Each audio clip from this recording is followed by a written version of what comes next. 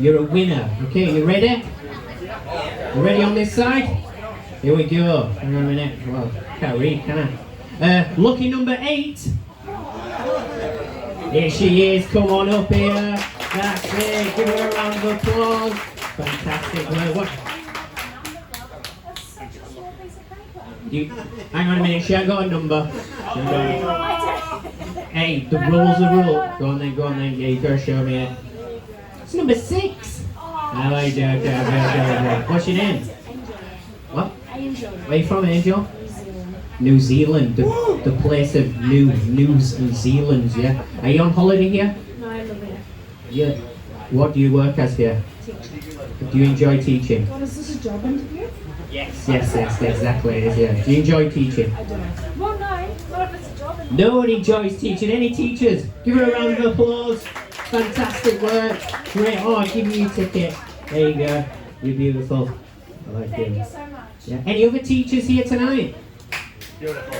Yeah. Dying breed. Like the British over here. Like, I'm in pain. Right, guys, that's that one. We've got 3 more. Well, 2 more because we just had the 3rd one. The first one. Right, are you ready for your next one?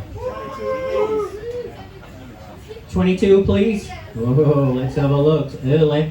Number 9. I like that clap there. You're like. Lucky number 9. See, no, it's definitely. Oh, sorry, I was holding it the wrong way around. We're professionals here, don't you worry, guys. Lucky number 6. There you go, come up here, sir. He's excited now. He's smiling. Yeah, let's have a look. I was going to turn it around when you said 9. Because 6. No, honestly, I was holding that the wrong way. 6. Dyscalculate. I don't even know numbers. How are you with numbers? Yeah, you good? What do you do as a job? I work for DHL Logistics. DHL Logistics. Here in Saigon. Right, excellent. 2 months now. 2 months in Saigon. Do you like Saigon? So far, so good. We moved from Jakarta. Jakarta? Yeah. That's great now. Yeah. Fantastic. Give him a round of applause. Works in logistics. Oh, good. All right. Yeah. I always forget this ticket. There you go.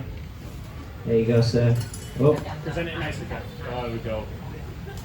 Yeah, it's for Wonderful. Thank you. promotion purposes only. Right. I'm just full of tickets and everything. Right, guys. I'll dig it deep because we had 7 and 8. What we after? 21. Higher or lower than 6? Higher or lower than 2? Yeah. Right, we got it. Ooh, it's a high one. It's a big one. It really is. It's my age. I wish. 31. Yes, here he is. Give him a round of applause. Fantastic.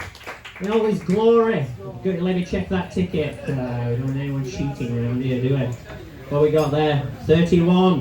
Here he is. Give him a round of applause. Number 31. Where are you from, sir? Oh, I'm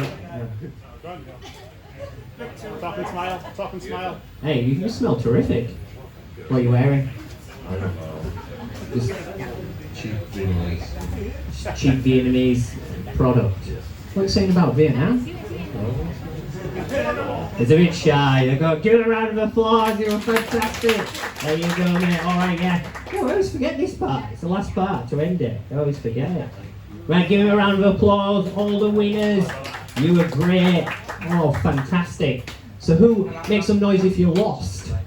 A lot of losers in this. I like losers. You know what I mean? It makes me feel good. Fantastic. Where are you from, sir? You look like, in England we call people who look like you bouncers. Right, do you know what a bouncer is? Yeah, right, yeah, you look like, are you a bouncer? No, I'm not. You know what I mean? Like, these are the people that stop you from getting into nightclubs. No, not tonight, mate, you're wearing wrong shoes.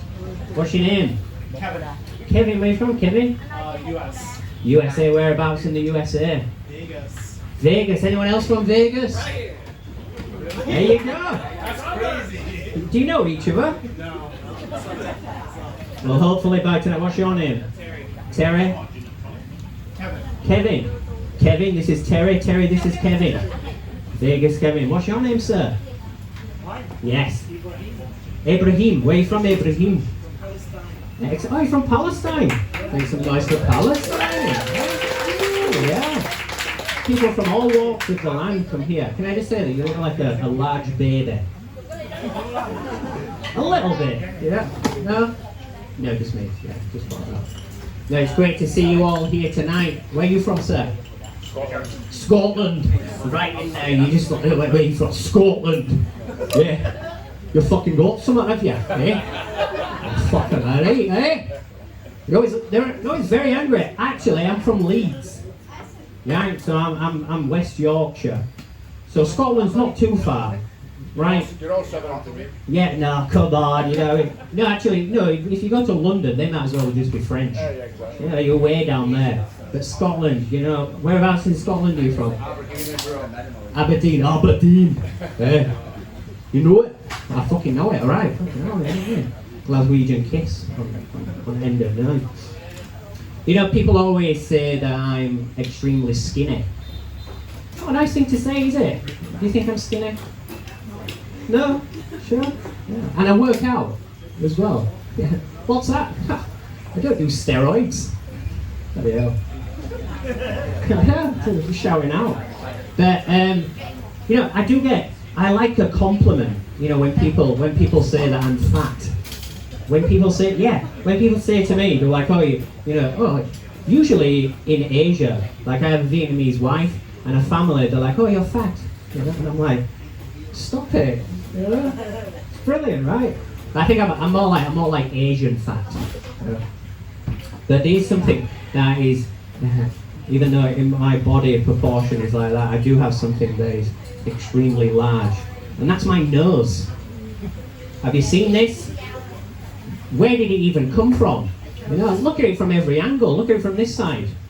Look from this side. I bet you can still see it. Look at it from this side. You know what I mean? It came around like everyone's like, whoa. Yeah. It was great that I was blessed with a nose like this, because in my 20s I really liked sniffing cocaine.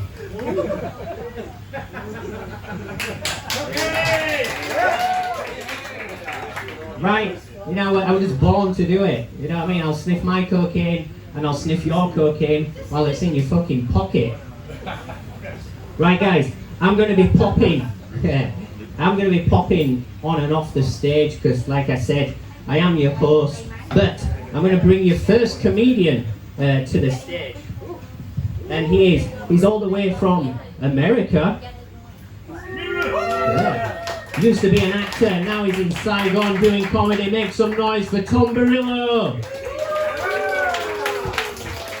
Oh, sorry about that. Hello. How are you?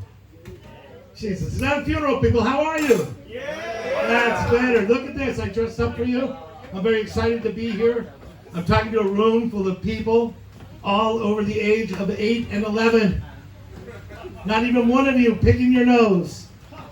Oh, maybe you. Was that a scratch? I let it pass. I don't like having glasses. So as you can guess, I am a part-time teacher. I do a lot of things. I part-time, and it's running me rough, man. I can't even complain. I teach 10 hours a week. Are there teachers? You're a teacher? Other teachers here? Yeah? Any baby makers, breeders, parents? Nobody here has a kid? You do. All right. Yeah. Do you like them? Oh, what's going on here? Oh. All right, so you like them? I try to like the kids. I try to like them. I like them for about 45 minutes. Mostly I like giving them back, you know. But now my school... Ooh, we got our view back. Let's hear it for the view. So yeah, our classes are 45 minutes. They're talking about making the classes 90 minutes. All right, I don't know if any of you have met 8-year-old Eugene from Korea, but 90 minutes of Eugene is a lot of Eugene. Now this kid, he is special. He is off the rails special. I'm gonna lose my jacket because it is hot. You got what you needed. Yeah, he's weird too, man. Like, the kid has a booger collection. Other kids eat their boogers. He sits by the window. I checked it out the other night. He's got 9 boogers drying. And he comes each class and he tests them. Every once in a while he'll nibble. It's like he's curating meat for a restaurant, right? I caught him eating a booger one day. I was like, dude, I said, Eugene, why are you eating your boogers, man? He was like, they're good. I was like, all right, can't argue with that, right? I know some people eat mum tum, so how about it? But I'm not alone with Eugene. I met his mother, this poor woman. She asked me, she looked so tired. She was like, how was Eugene today? I said, he's got a lot of energy. And she just went, I know. And I feel bad because you can tell 3 years ago she was beautiful, but after Eugene, she looks like an ancient Mongolian warrior, man. But my kids, I'm lucky because my kids love me. I'm the fun teacher, and they feel like they can tell me anything, right? They're like, oh, hi, Teacher Tom. Oh, I love Teacher Tom. Teacher, you fat. Teacher, why you have lumps? Teacher, when you baby? And I was like, oh man, hurt my feelings. So I went to the staff, the Vietnamese staff, and I told them, they're calling me fat. You know what they said, right? They're like, no problem. I was like, oh, no, in Vietnam, fat is a compliment. I was like, yeah? No, it's not. Not when you are the fat guy. So I tried to explain it to the kids. The kids aren't having it. So I got clever, all right? Because I'm clever sometimes. I put on a video of Trump speaking at a MAGA rally. They were not ready for this shit. It blew their minds. They're like, oh, teacher, so many fat. Teacher, fat, very fat. Teacher, this girl passed out. She's like, teacher, triple fat.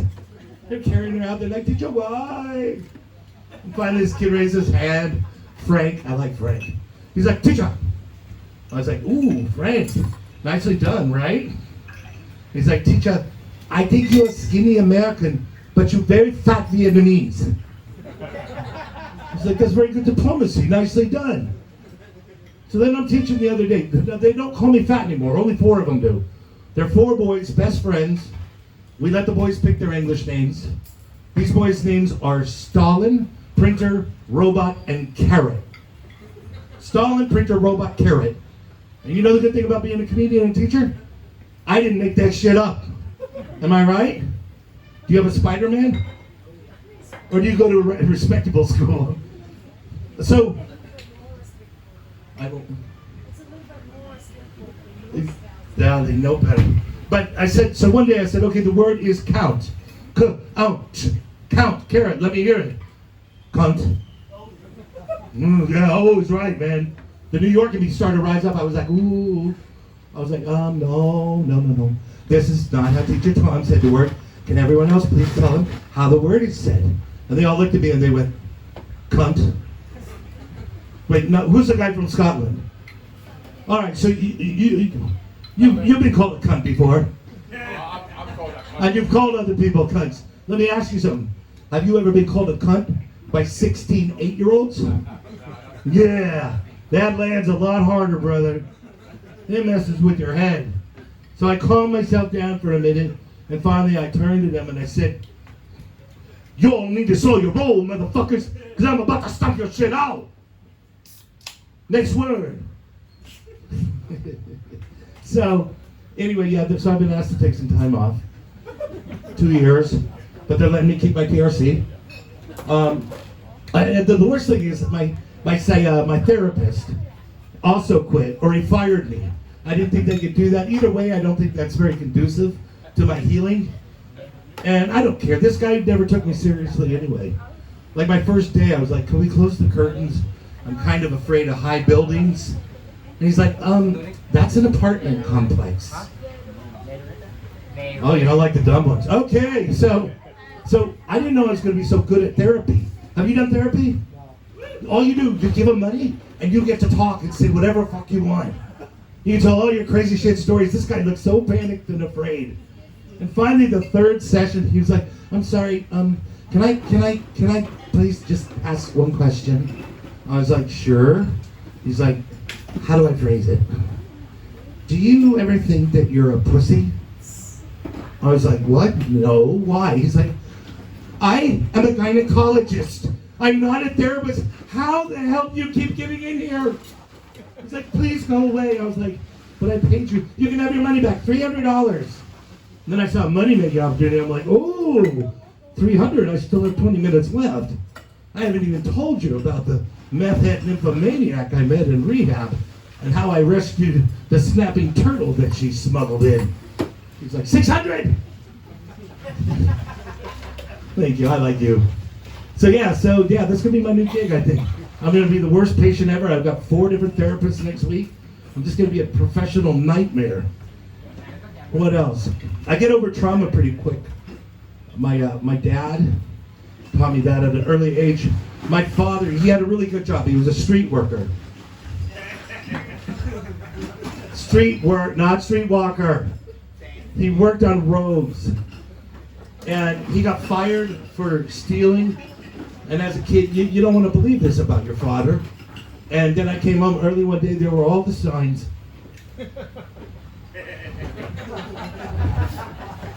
So we lost our house, we had to move on to a houseboat. Sounds like a great thing, it sucks. The only good thing about living on the houseboat, I met my dream girl. She lived on the houseboat next door. I cannot remember what happened. I know that we just eventually drifted apart. Thank you.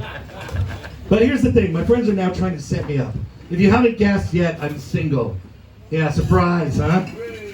Thank you. But my friends all want to set me up on dates. I can meet women. I can meet them on my own. My buddy's wife is like, you're intolerant. I'm not intolerant, I'm 59. I'm not 20. If I like a girl, I don't care how much I like her. I like this girl recently. She makes the banana sound when she eats noodles. She's, can't do it. Cannot do it. I can hold it back. I gave her a chance. I thought, oh, those were udon. Maybe they're too chewy. So let's try pho. Nope. If I keep it in, 4 months from now, I'm going to go off on her, and it's not worth it. So I just don't do it. So anybody else been set up on dates before? You guys, all single guys. Nobody been set up on a date? Oh, you people are not being honest with me. Let me tell you, here's what they always say to you. They say, oh, you'll love her. She's just like you. You guys are so much alike, right? And then you go on the date, and you're like, holy Jesus. You go back to your friends, you're like, this. You must think I'm a fucking loon, right? It works out 0% of the time. A friend of mine over here, he set me up with a girl. Her name was Anne. She was from Berlin. She gave me herpes. I told him. He's like, yeah, that's what we call her German. I met a tennis player. I actually really liked her. She was sexy, but she used me. Here's my dating advice. Don't date tennis players. Okay? Love means nothing to them. Do I have 1 minute? 30 seconds. Okay, 30 seconds. All right, let me tell you real quick about a story. I went to Colorado. My friend set me up on a date. All right, his wife did. She's like, oh, I have. He's like, Tom, are you coming to the barbecue? I said, yeah, I'm coming. She's like, you have to meet my friend Annie. You guys are so much alike, you're going to love each other. Her 50-year-old daughter was there. She's like, Mom, Annie? Tom, no. Her mom's like, hold on. The thing is, Tom, she's not exactly what you usually go for. I was like, what, smart? Funny? Beautiful? Her daughter's like, she's huge, Tom. She's huge. She's like, honey, she's not huge, she's big boned. She's like, Mom, I'm big boned, Tom, she's huge. And she has purple frizzy hair. Her mom's like, it's fun, it's kooky. And then she's like, oh my God, and Tom, her laugh is so annoying. And I just looked at him, I was like, you are a hell of a salesman. You are batting this out of the park. I mean, she sounds absolutely charming. Does she fart when she laughs? So I go, this is the end. I step 2 feet into the backyard at the barbecue. Here comes this woman with purple hair loping at me like a St. Bernard. She comes up to me, she's like, you must be Tom, the actor guy. I'm Annie. All right, we're ending on a fart joke. Go out on a happy note. I hope you had a good time. I like to give people happy endings. You have a good night ahead of you on Tom Brillo. Thank you. Yeah, one more time. Tom Barillo, fantastic shoes, by the way. Nice blazer, liking it. He's trying, you know. All right, guys. Yeah. Well, shortly we're going to bring up your next comedian, but we're talking about being from Britain. Make some noise if you're from Britain. With some British over here. No, you don't want to. Yeah, you don't want to be seen as British these days. You know, it is.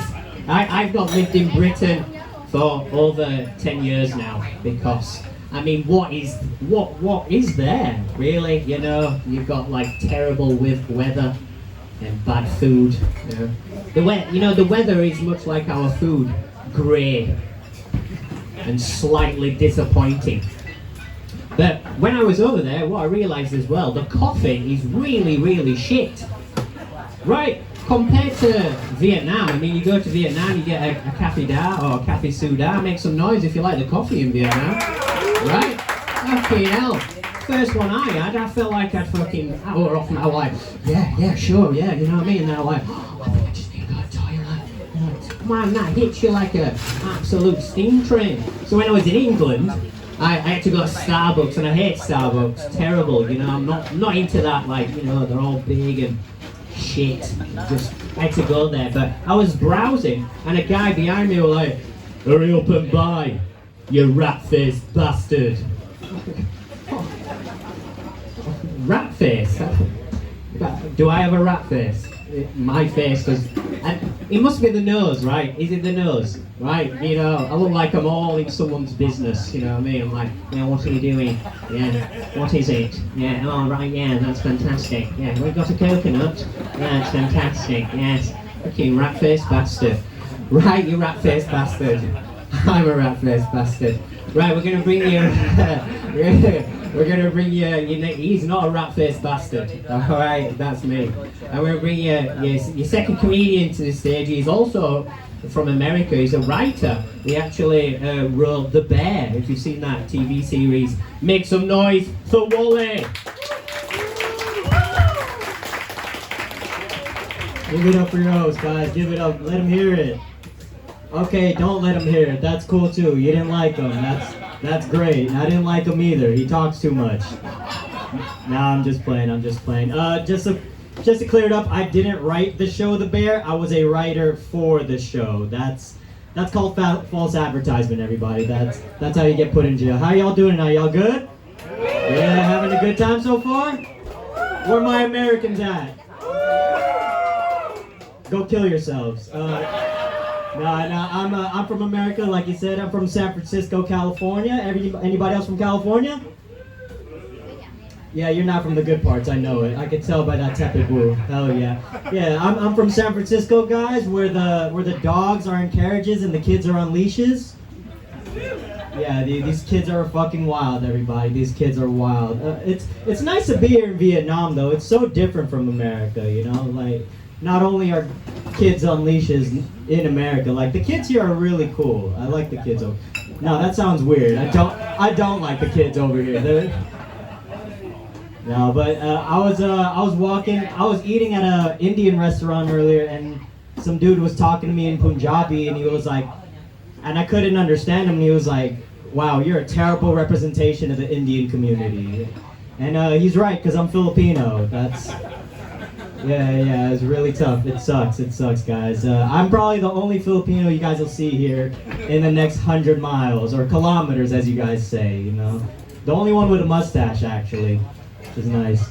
Now, I'm very proud of my heritage, guys. Do we know Filipinos? Do you say salamat po? I didn't ask if they work for you, bro. I just said, do you know them?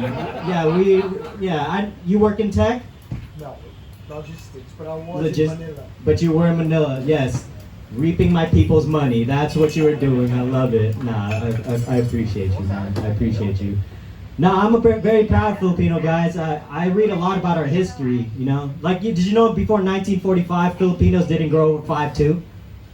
Yeah, now we grow in all shapes and sizes, you know. Like, for example, my biological father is 6'3", my mom's 4'11", and I'm bitter. Yeah, I had a lot of hope as a kid, guys. I really did. I thought I was gonna grow big and tall, cause like back in the States they tell you to drink milk cause you grow big and tall. Did they do that here or where you guys are from? Yeah, you drink a lot of milk, you grow big and tall. I definitely grew a big ass pair of tits in the 3rd grade. Yeah. What was worse was I had really long hair, so they wondered why the best player on the boys' basketball team was a little girl. Yeah, so before every game, I actually had to drop my pants to prove I was a boy. Yeah, it was cool though. It was a Catholic youth league. Father John was having a real good time that year. He had a real good time. Not with me. I turned out fine. I'm doing comedy in Vietnam on a rooftop. You know what I mean? Of course I turned out okay. You know? Rodney, can't say much, okay? Can't say too much about Rodney. I seen his Instagram the other day. He's not doing too well. Let's see, I'm traveling through. I'll be here for a little while. Who else here is traveling? Just give me a woo. Don't fucking raise your hand, okay? Woo! Hell yeah. Anybody traveling with their missus? Anybody traveling? Yeah, I'm not blind, bro. I can see you. This guy's just getting shit for content right now. No, okay, guys, ladies, I gotta let you know right now, you don't know how to fucking travel. I'll tell you why. I'll tell you why. And this is not to divide the room or anything. It's because I go to the Philippines with my girlfriend for an entire month, right? I packed three shirts and 5 pairs of underwear for a whole month. Killing it. This woman packs her entire wardrobe into 3 bags. And guess who has to carry it around? Your boy. Yeah, so I had to be smart. What I did was I paid the airlines to lose 2 of the bags. You know? Added bonus, she didn't talk to me for like 2 weeks. You know? Solo Asia trip. Yeah, that's why we broke up. That's why I'm on a rooftop in Vietnam and not in the Philippines. That is exactly why. No. Like I'm single now though. Where my single dogs at? And you guys are losers. Be happy you're single. You're a looking crowd. You guys are. Where are you guys from? You guys are from America. Oh yeah, you Canadian fucks were talking shit earlier. I heard you. Where are you guys from? England. Also, where in America, bro? Vegas. Oh, Vegas, Jesus Christ, the cesspool of America. If you guys don't know, you know, nah, you're probably cool. No, okay. So, is anybody here else single? Any single women? No. Single ma'am? No. That's your dude? Adam's your dude? No. Okay. All right. Is anybody here on the dating apps? No. You guys on the dating apps? No. Yeah, you guys really aren't. You deleted it yesterday? Oh, I was about to say Mr. Big Money Pussy over here. Okay, I see you. I see why you got off the dating. You're a beautiful woman. I mean, I'm not mad at you, bro. Where are you on? Did you guys meet on the dating apps? You met at work.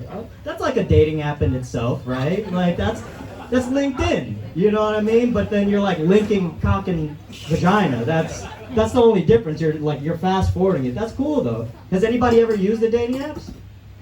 Yeah, do you guys like it? No, it's because you're using them wrong. You know, a lot of people are on dating apps to try to find matches. Me, I'm learning geography on that shit. You know, you're trying to find the love of your life. I want to know where Ninh Binh is. You know what I mean? How far is 450 kilometers? That's what I want to know. You know, like, and if you guys are on the dating apps, learn geography. Vegas, learn geography. You especially. Because that shit could save your life. Because I remember, I just matched with this one woman. We were going back and forth. We were having a nice time talking. She was like, you seem really cool. Like, you want to meet up and, you know, have a coffee? I was like, yeah. That sounds nice. And then I scrolled down her page. I was like, what the fuck is District 9? Shit is crazy, man. Shit is crazy. No, but I'm 35 years old, guys. 35 years old on a dating app is so different from, like, your mid to late 20s.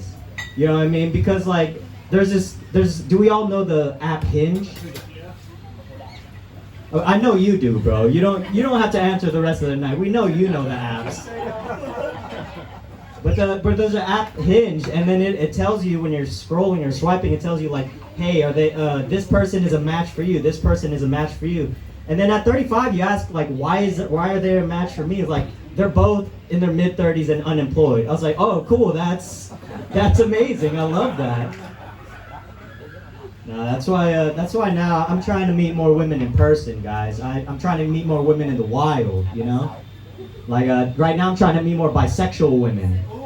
Yeah, so I've been going thrifting a lot. Yeah, so for those who don't know, thrifting is the bisexual pastime. You know, those women love that shit. Yeah. I think they love it so much that LGBTQA stands for lesbian girls be thrifting quite a lot. Yeah, like I said, man, they love that shit. So next time you catch me walking around and I'm in like red cowboy boots and a black trench coat, just mind your own fucking business, okay? Cause I just got like 4 numbers that day, guys. I was raking them in. Oh yeah, we a sports crowd. Yeah, we don't look like it. Let's talk more about Vietnam. I like Vietnam. Who loves Vietnam here? Oh, well, I don't have time for that because I gotta get the fuck off soon. All right, I'll finish with this one. I'll finish on a pretty positive note. I bought my mom a house last year. Yeah, thank you. I appreciate it. Thank you. There's no follow-up joke. I just like letting people know I'm better than them. That's really all it is. But now I'm unemployed, so guess who's a landlord? Hell yeah. Not gonna lie to you guys, I didn't buy the house because I'm a good son. I bought it to change power dynamics in our relationship. And I think it's working. Hell yeah. But when we bought the house, we wanted to get a lot of nice furniture, so we went to estate sales. Do you guys know what an estate sale is? Yeah, you guys are aware. Yeah, they're cool, but they're like, we went to a few, and then I started thinking about how weird they are. Because you're walking into somebody's house, they're mourning the loss of their loved one. You're looking for a duvet. You know what I mean? And you walk in and you're like, hey, $20? And then they're like, sure, why not? And then you gotta ask the real question, like, yo, did they die on this? And they're like, yeah, unfortunately, you gotta look. $750. That's the best I could do. All right, guys, I'm only here believe that's my time.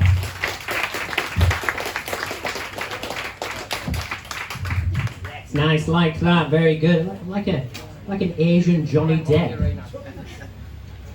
No? All right, I thought so. Yeah. Right, guys, we're gonna keep it rolling, moving along. How we doing on this side? All right. Oh, we're bad. Hey, nice one.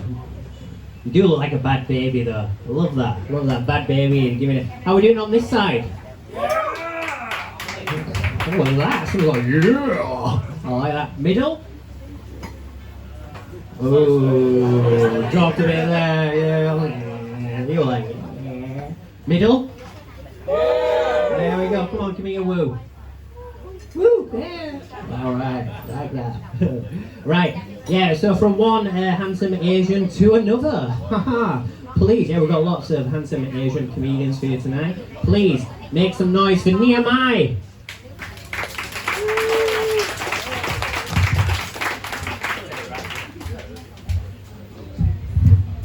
Hello, how you guys doing? First of all, thank you so much for supporting live comedy in Saigon. I know the weather's shitty, but thank you so much for coming out tonight. How you guys doing? How are you, sir? Scottish person, how you doing? Logistic guy, how you doing? Polish family, how you doing? Good. Okay. It's not Polish, but good. Okay, where are you from, by the way? I'm from New Zealand. Oh, you're from New Zealand. Why did you say Poland earlier? I'm Polish. Oh, you're Polish and New Zealand Polish. That's a cool combination right there. Fantastic. Sexy Australia and sexy Romania. Close enough. Geography, guys, geography. No, I'm happy to be here, man. The thing is, sorry you guys are wondering why my English is so good. It's simply because I spent 10 years of my life living in the UK. And the thing is that the weather, it actually makes me nostalgic, you know. And the thing with UK people, they're miserable, but they're funny people, right, at the same time. But Vietnamese people, we're also very miserable. It's just that we smile a lot. Just smile. So smiles all the way through because shit can get worse. You know our history, by the way. But I'm enjoying my time here so far. But I only got back like a year ago, actually, and I'm still finding my time to adjust to the changes around here. Vietnam has changed a lot since I came back. You know, we have like QR codes and pickleball now. We have like English guys hosting comedy shows so in the rooftop. We're definitely moving up in the world, by the way. But I'm enjoying my time. But I'll tell you something about my journey living abroad, right? So I was living in I was living in the UK between the years of 2014 and 2018 BC, before COVID. And during those, I would travel back and forth between Scotland and Vietnam. And when I traveled between Scotland and Vietnam, my status as a person changed. So in Scotland, I was a minority. And in Vietnam, I'm probably absolute majority. In other words, in Scotland, I face problems. And in Vietnam, I am the problem. And it didn't really matter if Scotland has a well-established Vietnam community, all three of us. I'll give a mistake for other age group that are sexy as me. So I'll tell you a short story. It happened to me back in 2015. In 2015 in the UK, there was the Rugby World Cup. You guys seen the sport of rugby, right? Yeah, I played rugby myself. It's a very strange game because there was one time I remember I had to put my head between the butt cheeks of two very large sweaty Frenchmen and just went like this. 1-2 squeeze! 1-2 squeeze! And that's before the game. That's basically rugby, very romantic game though. It's like that song from Rihanna, you know, you find love in a hopeless place. But back to the story, 2015 Rugby World Cup, very good time for me. I went to a pub like this to watch one of the matches. And the match that showed that it was between Japan and South Africa. Now, in the world of rugby, South Africa is the major powerhouse in the sport of rugby. Multiple World Cup winners, and Japan was the underdog. And most people expect South Africa to walk over Japan easily. But the game got really exciting. It came to the very last minute when Japan miraculously beat South Africa. And right at the exact moment when Japan miraculously beat South Africa, everybody in the pub started congratulating me. And I was very confused. I was getting backstab, handshakes, high five. I was kissing babies, signing autographs. I didn't know what to do. I go with the flow.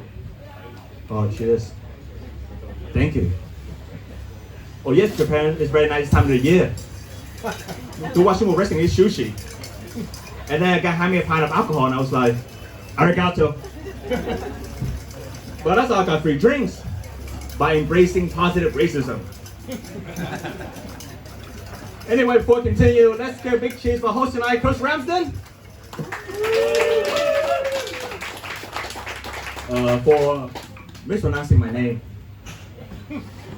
I have an easy mistake. Yeah, Kurt Ramsden, he's been living here for like what, 10 years now. He's married to a Vietnamese, and yes, he can't speak the language, you know. No wonder the police are raiding immigrants, by the way. I'm telling him, okay, Kurt, you're very welcome to stay here, by the way. But the thing is, while I was living abroad, but people mispronounce my name all the time. I'm okay with it. And the thing is, I was living in the UK, I used to do a master's. I did a master's in history. And look at me now, so I'm doing very well in life, you know, doing comedy on a rooftop in Vietnam. And the thing is, you guys remember when you go to school, you go to class, you go to lectures, right? The teacher or the lecturer will check your attendance by reading out your names. So while I went to lectures, each lecture I had will have a way of not saying my name. So the first guy I had, he's like one of those like really fancy professors, I tried to wear tweeds, monocle, the whole shebang, he's like Dumbledore. And he wrote in a big booming voice, it would go like this. John, James, Rory, Lisa, Asian fellow at the back. And then the second person I had is like one of those like cool hip young professors, not trying to wear tight jeans, listen to a grande, drink soy latte. You get really friendly, want to call us out. Yo, John, my man. James, what's up? Rory, give me 5. Lisa, hey girl. Hey man, you acting in the Squid Game? And then the third person I had, she was very musical. So we sing all of our names. It would go like this. John, James, Rory, Lisa, near, far, wherever. I'm over here. Yeah, very traumatic experience for me. Anyways, I have some big news to share with you guys. I recently turned 30. Woo! Thank you. Some of you might be very surprised by it. What's the secret? What sorcery is this? I'll tell you my secret. L'Oreal.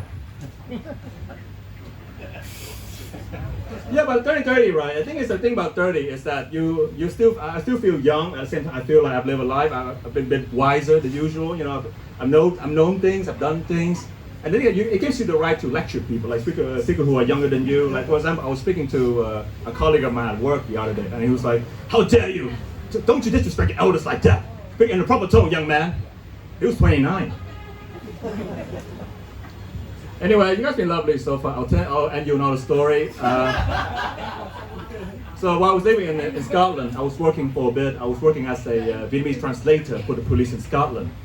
So basically my job involved translating Vietnamese to English and vice versa. So you can imagine, if there was a crime scene involving Vietnamese witness and sexual victims, I'll be there. In a way, I was like the Vietnamese Batman. By night, I fight crimes with my language skills, and by day, I live on parents' money. And it was a really interesting job. I learned a lot, but the fact I got paid, really well paid, made the whole thing morally great.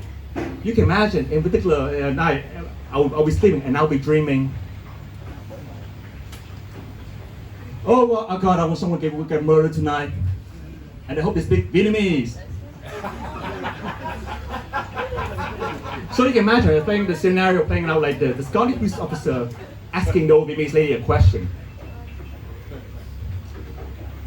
Thank you, madam, for coming in. We understand it's a very difficult situation for you, especially with the high levels of crime and the terrible weather.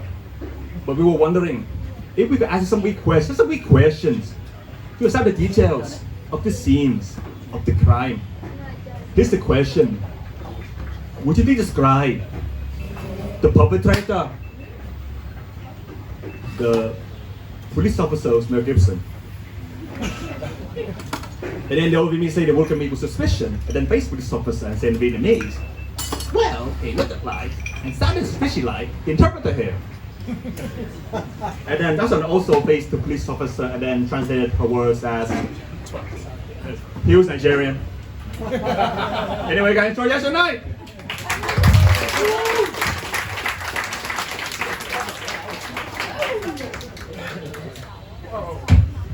Wow, you left that stage like lightning. I know, like wrestling like that. You couldn't wait to leave. How we all feeling, guys, on this side? We all good? Yeah. On this side, and then you here.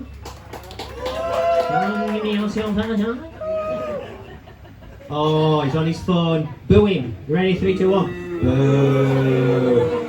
He still hasn't realised. This is what you get in 2026. Phones everywhere. Let's just stare at him and make him feel comfortable.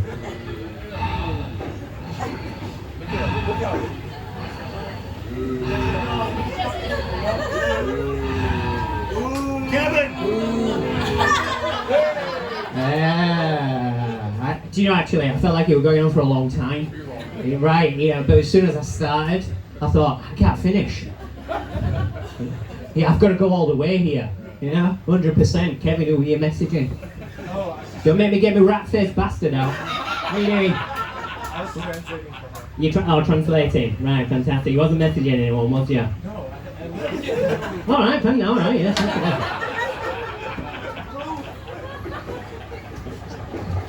Guys, I got the rat-faced bastard out again. You know what I mean? The best insult I have ever heard in my life. Absolutely fantastic. Man with the nice beard. The healthy beard you got there, sir. How long have you been growing that fine bad boy? 4 months? Wow. Have you heard that over here? Asian guys, like 4 months it took to, you know, I have a lot of Asian friends and they're like really jealous. I mean, I just have like stubble. But it's really hard for them, you know, to grow beards. 4 months. Looks fantastic. Do you comb it? Yeah, do you like put oil or anything on it? Can I sniff it after the show? What? Come on, guys. Right, that's a manly thing to do. You know, that's what men do. We sniff each other's beards. I'm a very British man. You know, if I want to greet a man, I want to sniff his beard. I want to know what he's been eating. Too much? All right, guys, I'm going to leave you. Well, perfect. Fantastic. Nice. Did I speak to you all here? Hiya. You look very... Oh, beautiful smile there. Nice tattoos. Where are you from? Canada. Anyone from Canada? You're on your own. On your own tonight. Whereabouts in Canada? Is it really cold there? Is it like in the mountains and icy? All right, yeah. Every time I think of Canada, I just think of it being absolutely freezing, icy mountains. How are you? Good. Are you from anyone else from Vietnam? I forgot you guys. Anyone else? I love it when you say anyone else from Vietnam. Make some noise. Just like that. Make some noise from Vietnam. I love it. I love it. It's brilliant. It's brilliant. It's brilliant. Right, guys. Sorry. God, I'm just talking up here all night. I could do it all night. I could actually talk to you all night. But you're absolutely fantastic. Give yourself a round of applause. Thanks for braving the rain. You've been fantastic. We're going to bring your next comedian to the stage. She's a female comedian all the way from Vietnam. Please make some noise, the VMT.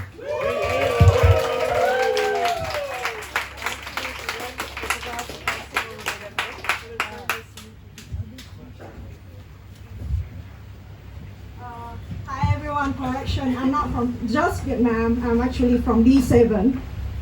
So I praise the rain to come all the way here for you guys. So can I have some clap for that? You know, actually I plan to bail on you guys today, but then I remember my mom told me that when people need you, you need to show up. But the difference is that my mom was a doctor. And she showed up to save people, right? And like millions down from that. I'm just a stand-up comedian. I'm not sure if my job saved anyone, but for sure I'm not making any money tonight. So my only currency tonight is your smile, your laugh, and your clap. So I need to hear more, man. I need to hear more. Thank you, everyone. How many people here on a date? No one? No one? They are. So you're out of the dating game? You're out of the dating game? Yeah, you know, like when I'm kind of old. You know, I just turned 30 last week for 8 years. So, and at my age, I know like how long people plan to stay in the dating game by asking them the question, how many STD do you think you can handle? Yes. And I think I got about 2 tonight, just now, just by sitting on the very wet grab bag, you know. So I think I'm done for this year. But we need to believe in the modern medicine, because we do miracles. And people, I know that some girls, you know, like Vietnamese girls, they are very shy when someone asks them about the body count, which is the number of people that you slept with, you know. Yeah, but I just want to tell you guys that it's not the body that counts. What really counts is the number of gynecologists that have taken a vouch, look at your pussy and say it's nice, it's healthy. And if it is not, then it will be in 2 weeks. So that's what they are paid for, to touch your pussy right now. Right? Like guys, I know it is a little bit of a sensitive topic, right? But I'm willing to pay for sex with any guy, right? If they actually make my pussy feel nice, nicer than, you know, before we started. But most of the time, after sex, my pussy feel like so drained and so old. It doesn't quiff anymore. It's just dry cough.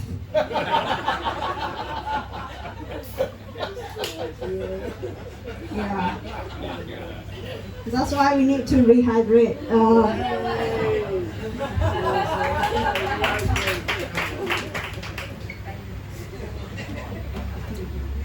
The lower lips get it later in privacy.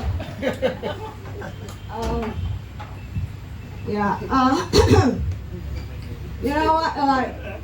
I think when it comes to dating, women are generally very delusional, because we cannot handle rejection, or the fact that our girlfriends say the most stupid things to make us feel better whenever we break up with someone.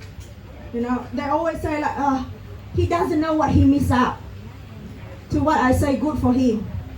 Because you know what it takes for him to know what he missed out by not dating you? Is to read the DSM-5 from front to back and then from back to front. If you know what the DSM-5 is, it's called the survival bingo. So you read the book and then you see how many of the mental illness your girlfriends have. I mean, it's more than 3, then you need to get the fuck out there. And I know I'm not talking bad about my woman, like in this time and age, I think feminism is what we need. But I also think that feminism, tells a lot of lies. One of which is that women are always right, which I do not believe, because women are also human. We also make mistakes.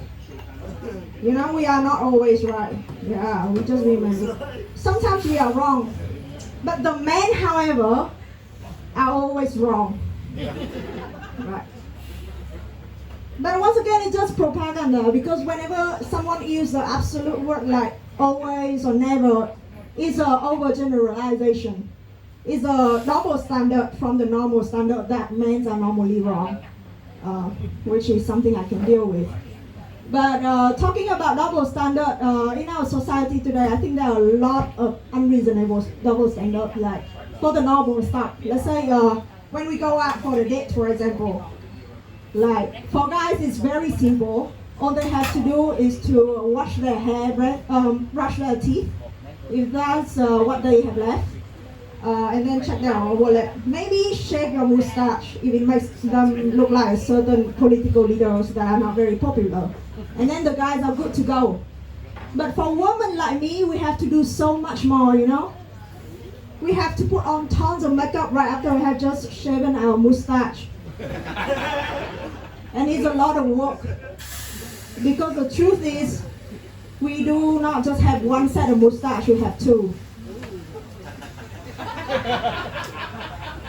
Yeah. So, yeah. But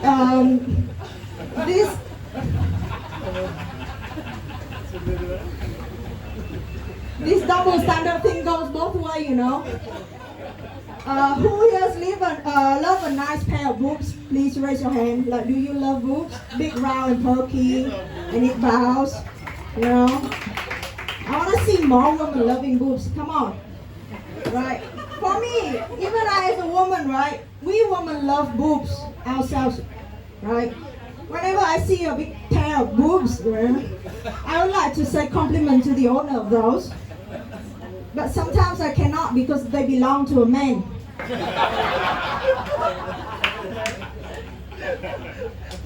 And talking about man boobs, I used to date just white guys. Because I used to think white guys are the best of all the guys out there. I think white guys are so fantastic. They are so amazing. Because they always take you to these incredible places you cannot believe that body hair can grow on. And I think white guys know all about sex, They know all the position. They're the master of Kama Sutra. Because they can, they fuck you like left and right, back to front. And then once they are done with you, they also fuck you over. Right.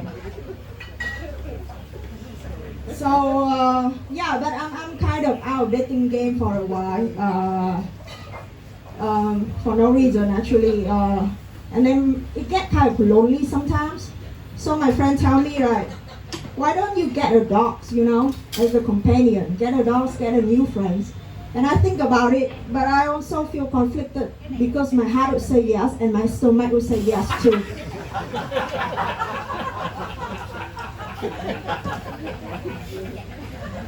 I can see the job divide the room a little bit, right? Because I know some people are not okay with us Vietnamese eating dogs. But somehow they are okay with Epstein eating babies. Like, what the fuck? Right? These people. I just play a mini game and shit like that. Nothing compared to those people. Somehow I get all this shit. I don't know why. But I mean, it's just a joke. I do not eat dogs anymore. Right. The thing, I used to eat them though, but you have to understand for me that I am 100% Vietnamese. I know, shocker. But because I'm Vietnamese, I have to eat anything that my parents gave to me, right? Because if you do not eat whatever your parents gave to you, then it's the end of your life, because we don't have child protection law over here, right? Imagine if you were me, right? Would you like say no to the dog meat that your parents gave you and then risk being slapped in the face and called a bastard by your own parents, which is one way to find out you're adopted, but I do not recommend it. Or you take the dog meat and eat it and realize that it is fucking delicious.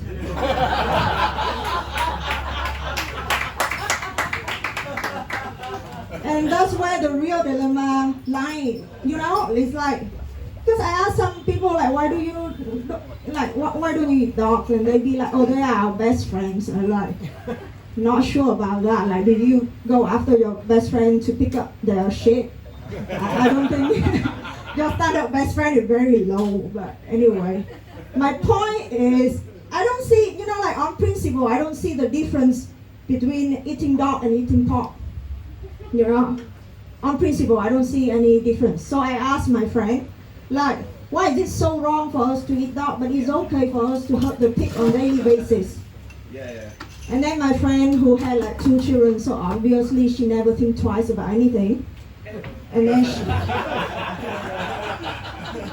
she answered me, it's okay for us to hurt the pig on a daily basis because they are not that cute and we do not have to see them that often.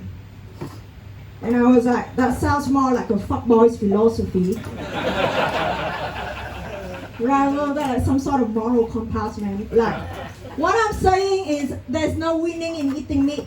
You know, if you eat meat, you lose. I think the future is the vegetarian and the veganism, you know. Like, anyone here is a vegan or vegetarian, please make some noise. As I thought, you know, because they cannot get out of the house. That's all the energy they got, like, to stay inside. But yeah. But the thing is that there are so many kind of vegetarians out there. So whenever I see one, I always have to ask them, like, what kind of vegetarian you are. Because, you know, like, there are some vegetarians who still eat fish. There are some vegetarians who eat grass, and more expensive grass. So this time I meet this girl and then I ask her like, oh, you're a vegetarian, so what do you eat? And then she say, I eat anything without the face. And then I was thinking, if the face is the reason why you don't eat meat, why can't you put a bag over his head and then just eat it from behind? You know, like just get your protein intake or whatever, right?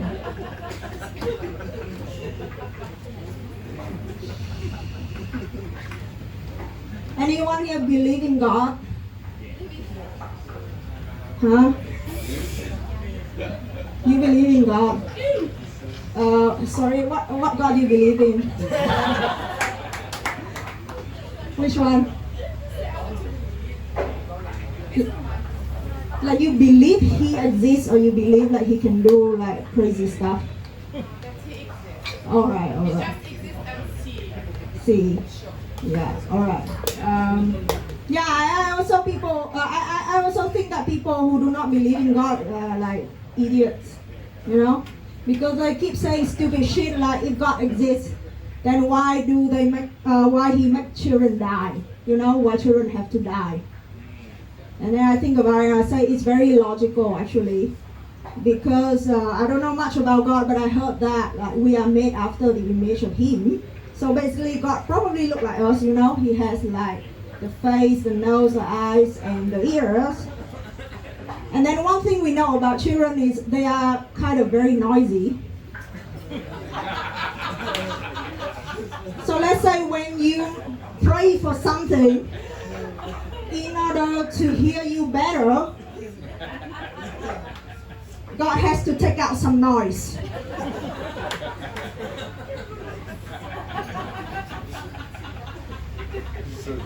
Do you think that is a coincidence that the organization for dying kids is called Make-A-Wish?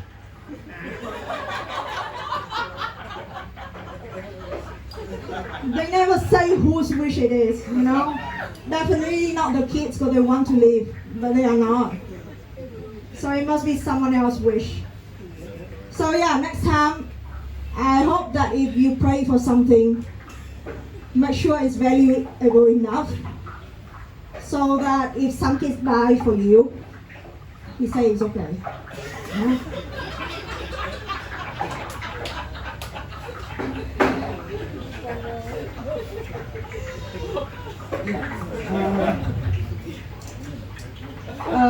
So yeah, I think I'm gonna leave you with this little takeaway fun fact.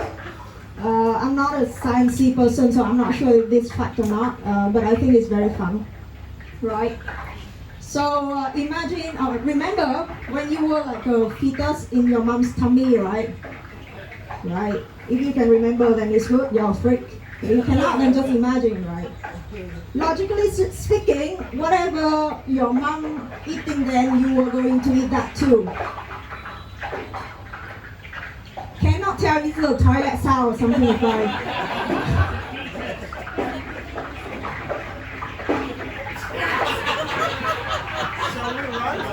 I don't know. Is it edible? So anyway, logically speaking, whatever your mom was going to eat then you were going to eat that too. So the question is, was your mom the type of woman who spit or swallow?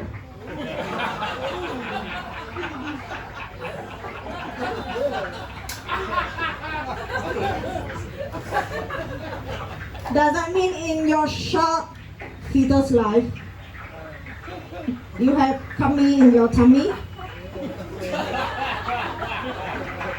Let that sink in, alright? Like if you haven't yet.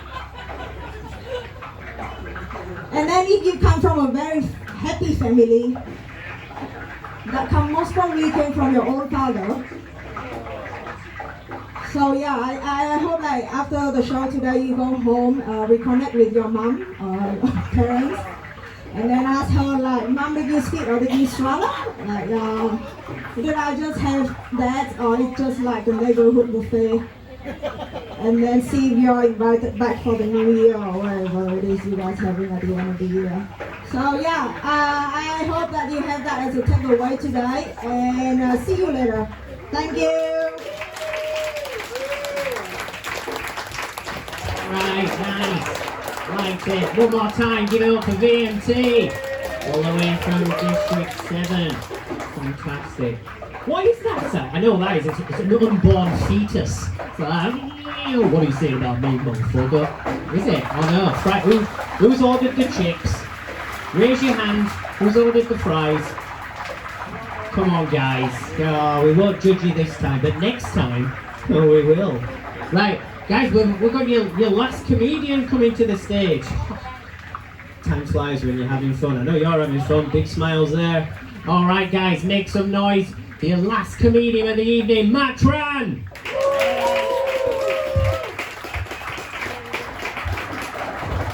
All right, what the fuck is that noise? Jesus Christ.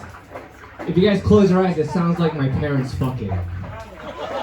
That's what it sounds like to me. That's what I hear in my apartment.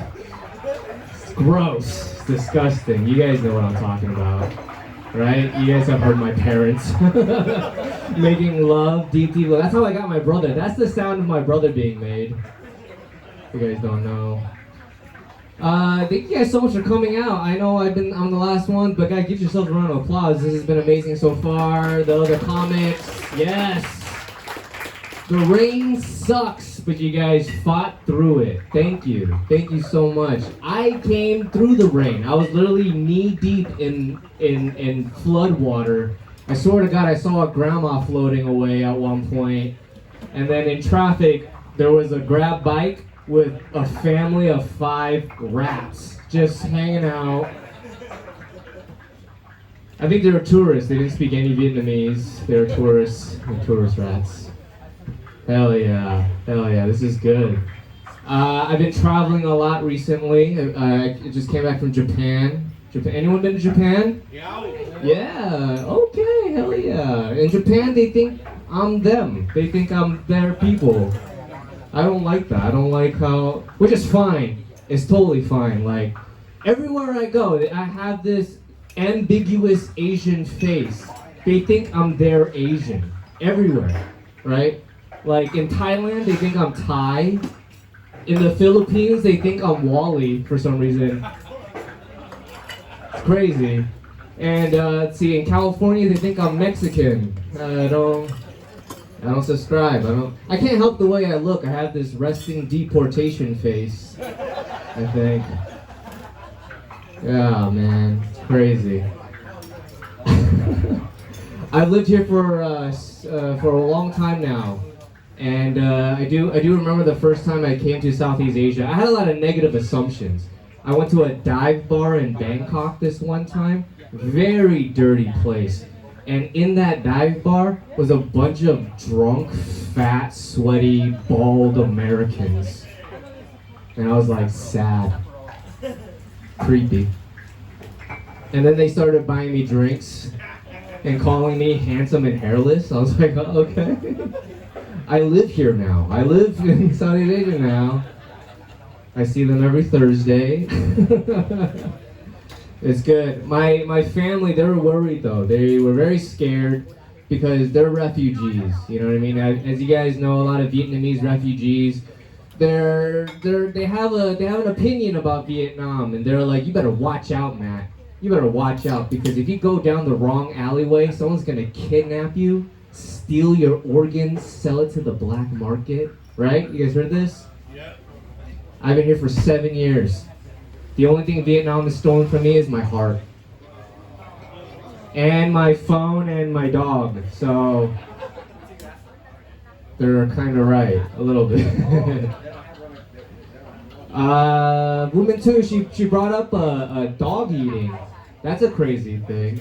I don't like that too. I feel, as an American, I feel like that's wrong, right? Like in Vietnam is like the second biggest country that eats dogs, China being number 1. We gotta knock that out. Right? Because here's the thing. This is what I learned recently. The Vietnamese government are trying to find ways to stop the dog eating thing, right? They're trying to end dog meat consumption. So they invented a new thing. It's called Beyond Dog Meat. Yeah, it's Beyond Dog Meat. It's 100% cat meat. It's... Yes. Not the way I eat pussy, but it's okay. I mean, that's... Some people like it minced. I like it raw. I like it real. I like a real cat. Good. Hell yeah. Let's see. I'm like 5 drinks in. Anyone fucked up tonight on a Saturday? Yeah?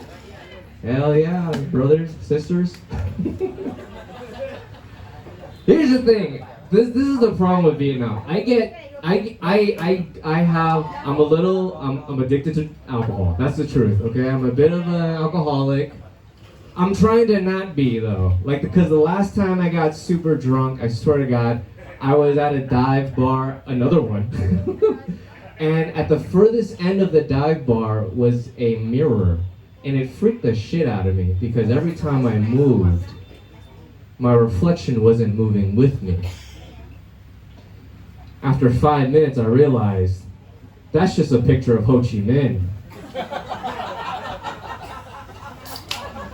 And I was so fucked up. I was like, yo, Uncle Ho's looking good tonight. Uncle Ho's kind of looking like Daddy Ho, if you think about it. I'm gonna be the young Ho for him, huh? Alright, young Ho, that was pretty good. Yeah, guys, this is good. I'm Vietnamese ethnically, and I want a big bushy beard. I want like this. That's what I like. I'm trying to grow this thing, and it sucks. Like as an Asian man who's bald, yes, you're shaking your head. You know what I'm talking about. Like I'm looking at you two brothers right here. Man, we could look alike. If I just grew this thing longer, if God were to like give me the spirit to grow the mustaches and beards that you two have, like we're even wearing the same clothes almost, like a shirt and a fucking other shirt. We have the same hair, right? Look at this shit. Pretty much the same. No, man. Like, how long did it take you to grow your facial hair, if you don't mind me asking? 3 weeks? Hell yeah, dude. 14 years. You see this? 14 years. Suck, man. But you know what? This is perseverance. You know, any idiot can grow a mustache in 3 weeks. No offense. But this thing like survived puberty, it survived criticism, it survived harassment, it survived ex-girlfriends. That's how long I've been trying to grow this thing. Even my mom was just like, ew, shave it, it's so gross, it's so ugly, no one's gonna love you, shave that. I'm like, Mom, if like my friends like it so much when it tickles their balls, huh? How about that? How about that? That shut her the fuck up. In the first 5 years I was growing it, I didn't even look like a man. I just looked like a boy who became unattractive to pedophiles. Like, that's how... And then 10 years after, I was like looking like a failed French magician. So I was getting close. I was getting closer and closer. And what sucked is that it grew from the outside in. So for 14 of those years, I was looking like a catfish. That sucks. Yeah, man. I learned the other day, I Googled this facial hairstyle. It's called the Van Dyke. That's cool, right? It's called the Van Dyke.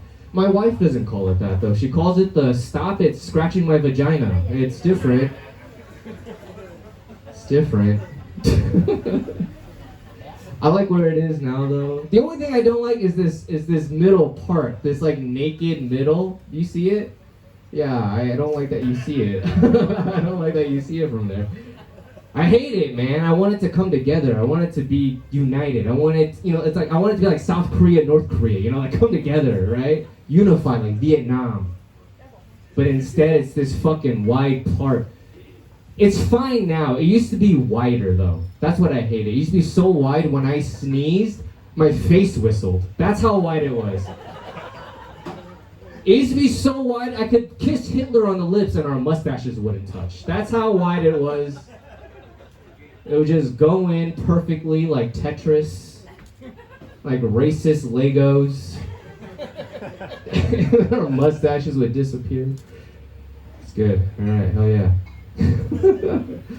Round of applause if you're white. Woo! That's not a trap. We love you guys, man. Hell yeah. Vietnam's got a white people problem. No, it's fine. We love white people. We love white people a little too much. We love being white in general. Like we like all the whitening creams and all that stuff. I don't understand it. Be dark and fucking, tribal. That's how I see it. That's life. That's good life. Like, I don't like... China invented the whole whitening shit. They like to bleach everything. They bleach their skin, they bleach their hair, they bleach Tiananmen Square. It's terrible. It's terrible. But Vietnam likes it too, they love white people so much. Like, here's the thing, I want Vietnam, because Vietnam's on the up and up. The GDP is going up now, it's a beautiful country, there's a lot of things going on right now. I can't wait for a rich Vietnamese couple adopting a white baby. That's like the epitome of we fucking made it as a country. You know what I mean? Like imagine some rich Vietnamese couple adopting a French baby? Oh shit, dude. Say, look, my baby Pierre. Fuck yeah. Next to my Gucci slips? Oh shit. It'd be very easy. It'd be very easy. Because here's the thing. Asian people, we love to compete. Like, we don't love a baby because we love a baby. We love a baby because it's status. If you had a white baby, that's like Louis Vuitton. You know what I mean? That's fucking, Like, I don't know, imagine BTS or Blackpink adopting a baby from New York named Cody. Right? And it goes viral all around the world. All these Asians are going to be adopting white babies like NFTs. You guys remember NFTs? Yeah? These non-fungible toddlers just running around. Hell yeah, yeah. I bought Dylan when he was down. He's up now. He's up. He's very... What a good investment. Dylan from Massachusetts. I don't know. It's my dream. It's my dream. I would love to see some rich Vietnamese lady with a stroller, right? She's walking down the street. She's pointing at her necklace. She's like, oh, this necklace from Cartier. But this Brandon from Croatia, he is my son. He is my son now. Brandon Skarsgård. Like, that's my baby. I can't wait. That's fun. That was good. I learned the other day that my wife, she has a celebrity crush. She has this Australian. Any Australians in here? Good. Let's fucking yell at them. Let's fucking make fun of those fucks. Here's the thing. She loves this Australian actor. I don't understand. I mean, I kind of understand, but he I don't know if you guys know his name. He's like this like loser guy. His name is Chris Hemsworth. You guys saw this? You guys know this ugly guy? This fucking... Yeah, I'm like, why? Like, why'd you marry me if that's what you want? And she's just like, no, he's just a fantasy. I'm like, oh, okay, I'm the reality? That sucks. That's a crazy thing to say. She's like, no, I mean, just like, you know, every once in a while, I just want to climb something. I just want to, oh man, he's like a man you can climb, you know? And I'm like, how about I climb him and I just tell you how it is from the top? How about I do that? Do that. Because here's the thing, man. Skinny is sexy, right? Alright, don't fucking come at me at once, okay? Don't support this all at once, guys. Skinny is fucking sexy, alright? Because I know Chris Hemsworth, he might be built like a Greek god. He might be built for entertainment. But this body is built for revolution. That's pretty hot, right? Like, okay, think about all revolutionaries, skinny dudes, right? You have Gandhi, you got Che Guevara, you got Ho Chi Minh. Okay. Oh wow, no one gives. I look like Ho Chi Minh if he vaped. That's a little me. That's a little me right there. I'm just saying, you know, skinny is good. I'm not like dancer, Korean, pop singer skinny. I am dig tunnel, shoot American soldier skinny. That's a good skinny. That's a very sexy skinny. And I told my wife that. I was like, huh? What do you think about that? She's like, I can't masturbate to fucking revolution. I can't masturbate to that. So that's my life. That's cool. That's cool. Yeah, man. I will say, being in Vietnam has shown me a lot. One thing that has shown me is that every happy white person lives in Southeast Asia. Have you guys noticed that? You guys are so happy here. I love it. Like, have you seen the West? What's going on? That's crazy. I don't, like, at least here, you guys are taken care of. You guys have little sanctuaries. You guys are an endangered species. That's what I'm saying, right? You guys live in your sanctuaries in Tao Dien, where the locals protect you from poachers, right? So you guys get tagged, right? With your visas. Oh, God. All right, I'm going to leave you guys with this one. Shit, let me see. Oh, okay. So I just had my 1 year anniversary like a month ago, and yeah. Okay, thank you. Yes, that's right. Yeah, sorry, ladies. This alpha is tamed. That's fucking right. You could tame one. That's true. No, I had my anniversary last month. It's been really great. It's really nice. People don't know this, but like my wife, she's a bisexual, and it's amazing. It's amazing to be married to a bisexual because I could look at other women, and she would just join. She would just join in, you know? It's kind of cool. A lot of my guy friends, though, they're like, yo, you are this close to a threesome. Can you believe you're this close to a threesome? I'm like, not really, because we like two different types. Like, I like the cute, adorable types. She likes the women that can wear me like a backpack. That's a different type. She likes the thick lesbians. You know what I'm talking about? Like the hand-rubbing lesbians, the fucking... Hey mama, you know, those types. If I ever catch her like scissoring an MMA fighter in bed, I'm like, it's okay, I'm tapping out, that's fine, you guys can just scissor each other. Alright, I got y'all laughing, that's good. Okay guys, that's my time, thank you so much, I've been Matt Tran. Alright guys, that's it. We braved the storm. It's so clear now. Look at that. Look at that for a view. Absolutely fantastic. I'm talking about myself here. Right guys, let's give some thanks. Let's give thanks to Adam Fawcett, the guy with the blue t-shirt. And he's the mastermind behind this show with a little help from myself. Yeah, I thought I brought that. Guys, make some noise for the Skyliner team, giving us drinks. The owners here for letting us do the show here. Absolutely fantastic. Make some noise for your comedians. Yeah, absolutely fantastic. Yes. Guys, we do this twice a month, so look out for us on social media because we will be back. But most of all, give a big round of applause for yourself because we really appreciate you coming out here. Thank you so much. My name's Kirk Ramsden. I've been your host for this evening. Good night.